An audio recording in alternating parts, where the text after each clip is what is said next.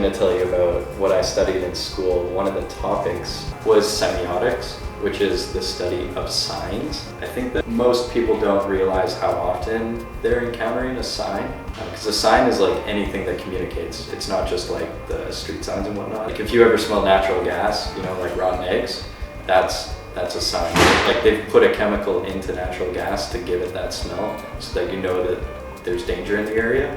Like natural gas doesn't smell like anything. They've put that in. So like the signifier is like rotten egg smell, and like the signified is danger. There's a lot of unconventional ways that signs come into our lives and people don't really see it.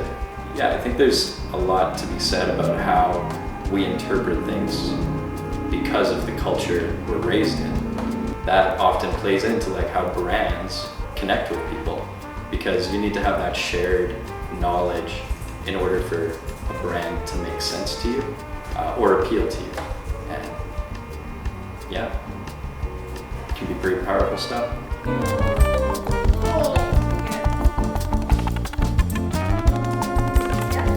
Pressure's on. I've been working on some Facebook ads. We had a good call with the expert lady of Facebook, and so now I'm applying her strategies. Is that what you're looking for?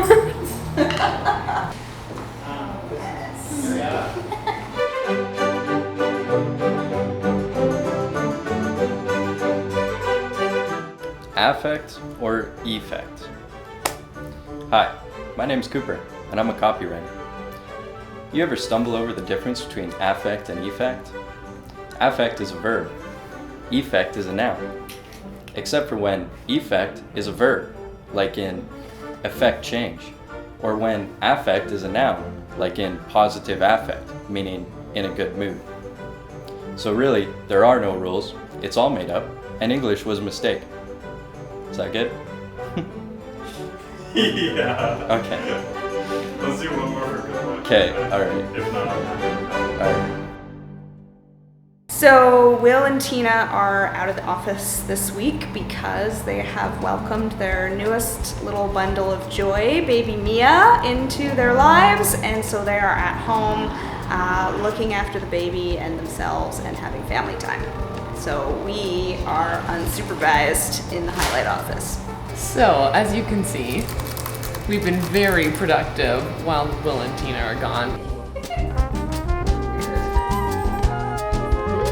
We want them to return, and it's like they never left.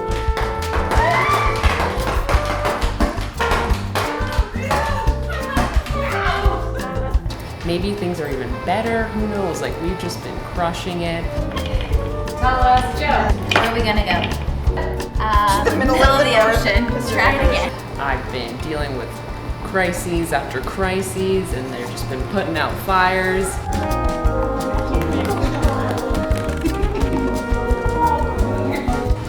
My team over here has been hard at work.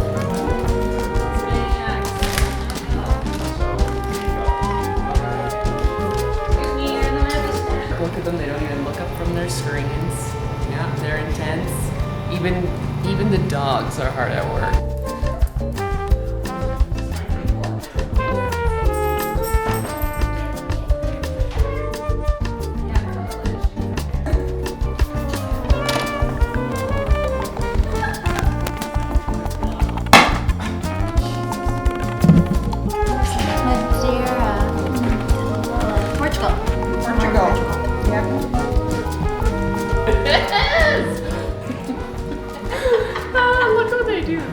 At me all day long. Let the record state.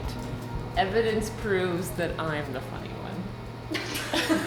Amelia's working on it. It's true though. It's true. Did you catch that? Liz said it's true. So it's around 9. Just finishing up the edit for the night. But it reminds me that I wanted to share something. So I had this dream. So basically my friend was having this party at his house.